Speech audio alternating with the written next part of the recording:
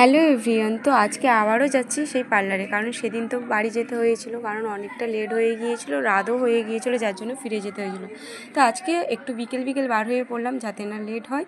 আর সত্যি এসে দেখলাম আজকে কেউ নেই আর তেমন ভিড়ও নেই। তো এসে খালি খালি বসে পড়লাম ওয়াশ করতে। শ্যাম্পু দিয়ে এই দাদাটা ওয়াশ করিয়ে দিচ্ছে আমার চুলটা, আর বলতে গেলে আমার চুলটা ওয়াশ হয়ে গিয়েছে। আর এইদিকে আমার শ্যাম্পু করানো কমপ্লিট। তো আমার মাথায় টাওয়াল দিয়ে আমাকে বসিয়ে দিল, যে এখানে বসো, আমাকে বসিয়ে দিয়ে চলে গেলো।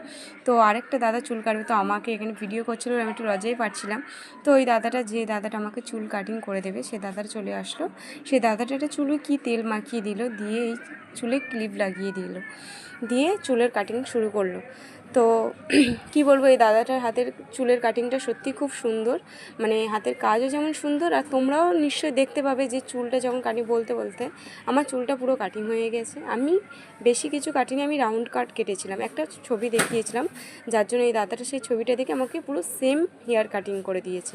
তো সামনে থেকে পিছনে আমি তোমাদেরকে দেখিয়ে দিলাম যে আমার হেয়ার কাটিংটা কেমন হয়েছে, তোমরাও বলো যে আমার চুলের কাটিংটা কেমন হয়েছে।